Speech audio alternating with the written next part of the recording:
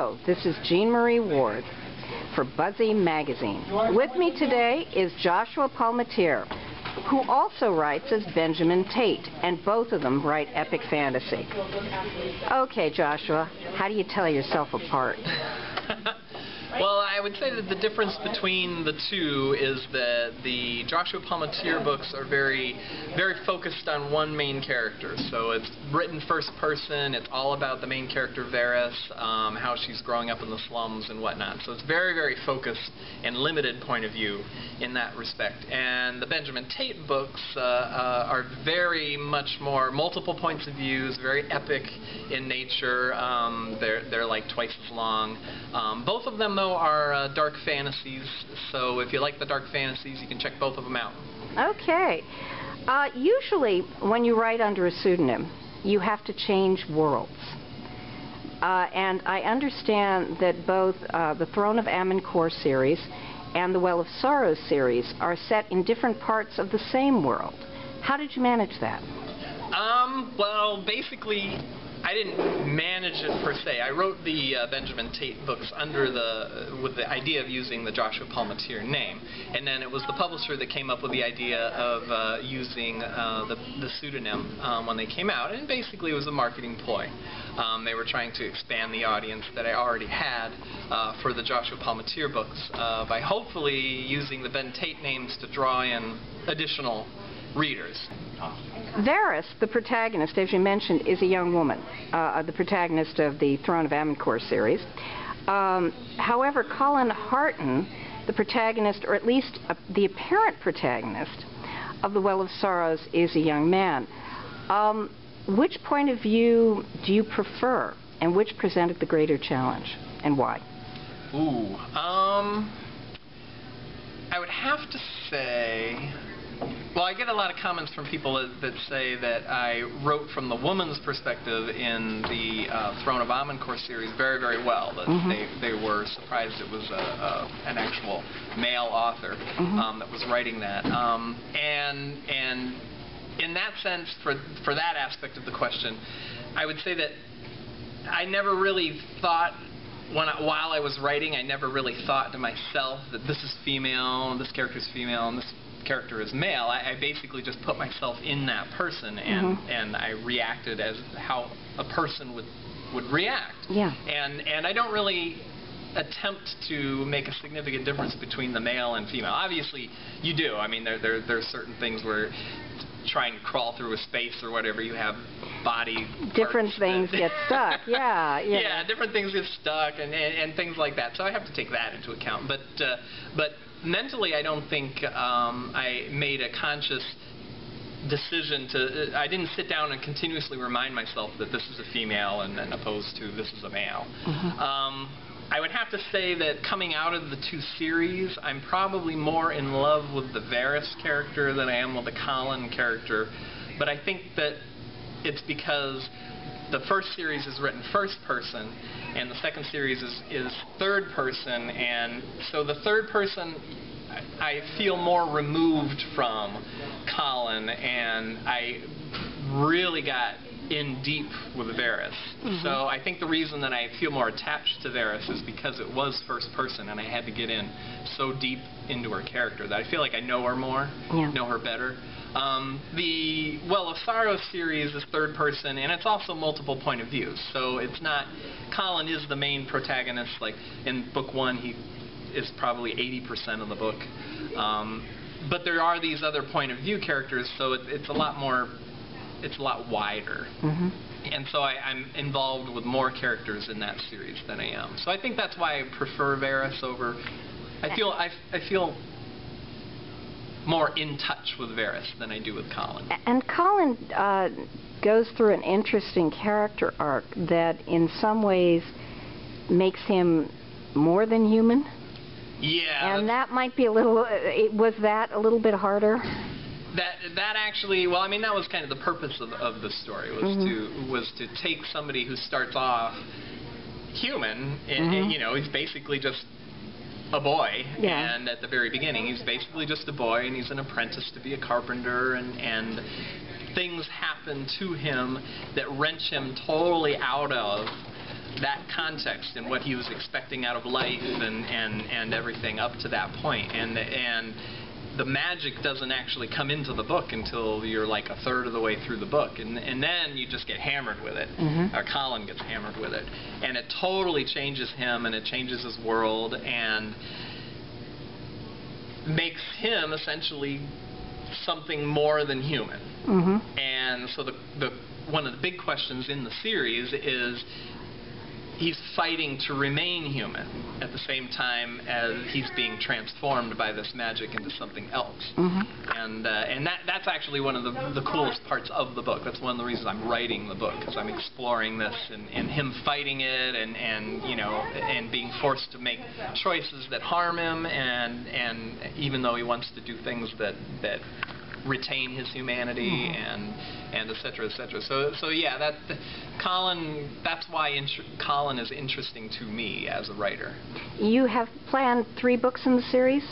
Yes, the Well of Sorrows series, the book 1's Well of Sorrows, and book 2 is Leaves of Flame, which just came out, and I'm currently writing the 3rd book, which is called Breath of Heaven, and it will be the 3rd book. It's not going to be a trilogy of 5 books or anything like that. Yeah, and you were pretty specific on that on your website. I was just curious when the Breath of Heaven would be coming out. Next year sometime. That's the best I can say at this point. I'm writing it right now. I am probably a third of the way through it at this point. But I teach during the fall and the spring. I teach mathematics in the fall and spring, so I don't get a ton of writing done then. But we're just hitting summer right now, and I do all of my writing. You power through. Yeah, I power through almost all of my books during the summer. Do you plan them? Do you plan them during the school year? I actually do write on them during the school year. It's just that it's a very, very slow pace. Like, if I can, basically during the school year, if I can get 750 words done a day, which is about 3 pages, then I'm happy. And that happens maybe 3 or 4 days out of the week, because I'm doing things related to teaching. That's keeping me busy. Now, during the summer, I try to get 2,500 words written in one day, because I can write the whole day. So I try to get 1,000 plus done in the morning before lunch, and 1,000 plus done after lunch as well. So I really do a good 3-4 times as much writing over the summer as I do during the school year. But so I don't actively plan it. I'm just writing at a much slower pace. Okay, you're a military brat. Yes, my dad was Navy. Yep. Yeah. You're a math whiz professionally. You teach it. I think that qualifies. How'd you wind up writing fantasy instead of science fiction? I've always been in love with fantasy. I've been reading fantasy since age 9 or whatever, when I got into Andrew Norton. And but I think what it really boiled down to is I really started writing seriously when I hit college. And when I started studying math in college, I really needed the break from the science. The logic and everything that goes into math. I just needed a break. So the best thing to do if you're writing is to write fantasy then, because even though it has its own internal logic, it's a lot freer, and I didn't have to be as logical. I mean, mathematics, you got to be very, very precise. You got to have very strict rules that you have to follow and reasons why you're doing certain steps, etc., etc. And fantasy was a lot more freeform. And so I was basically using the fantasy as the break when I needed it from math. Okay, and I was also using the math to help me with the fantasy, because you do have to have those internal rules in a fantasy world in order for the magic to be believable and whatnot.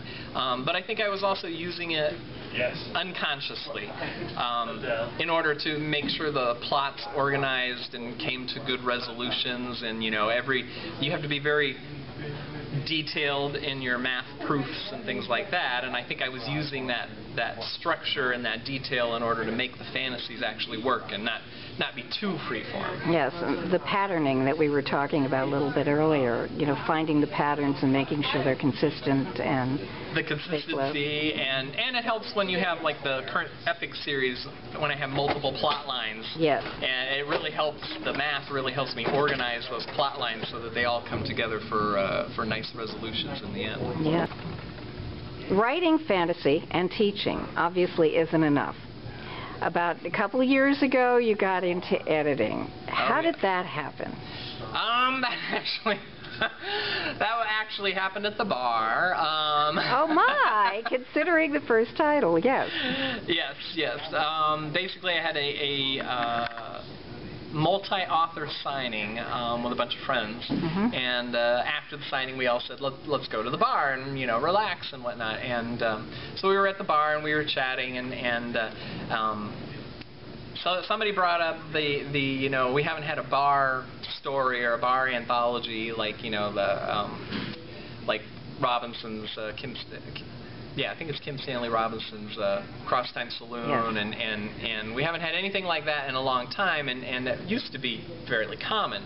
And so I was like, well, why don't we do an anthology where we all write stories for this? And so everybody laughed, and we started throwing out ideas like, ooh, what if the bar, traveled through time? And then and I think it was Patricia Bray that said maybe the bartender is Gilgamesh, and is an immortal bartender, and whatnot. And everybody was laughing and joking and drinking, and and I don't think anybody really expected anything to come of it. But I went home and I said, why can't we do something with this? And so I sat down and I wrote up a little plot synopsis proposal for it, and then I went to, and then I'm like, well, I've never edited anything myself, and I don't know how to pitch this to anybody, but I went to a World Fantasy Convention, and I asked the people at Techno, Techno Books, which is the company that ended up packaging the anthologies for us.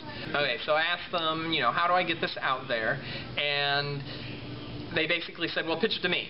And so, in the middle of the hallway at the con, I did the little pitch for After Hours, Tales from the Bar, and they said, okay, now send me by email, send me the proposal and tell me who's interested in being part of the anthology. And they said, send it to me tomorrow. So I ran back to my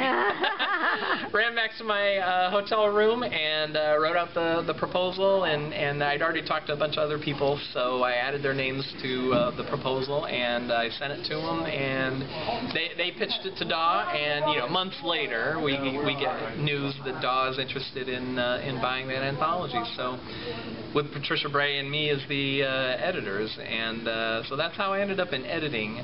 We were a little terrified with that first anthology. We weren't sure we could pull it all together, but I think we ended up with a spectacular anthology there, and we had so much fun that we decided we wanted to do it again, and so we pitched the Modern Phase Guide to Surviving Humanity anthology, and I think that's been a spectacular success as well. So we're hoping to do some additional anthologies in the future. Oh, very cool, very cool. And of course, I have an ulterior motive in saying that. Is there anything you'd like to add? Put the question on you. No, I think if you're into dark epic fantasy, you should check out my books, and I really think you should check out the anthologies. We got some really good authors in the anthologies, and Tales from the Bar and the Modern Phase Guide to Surviving Humanity. Yes, After Hours, and the shortcut for them is After Hours and Modern Fae. Okay, great. And thank you for having me. Thank you, and thank you from Buzzy Magazine.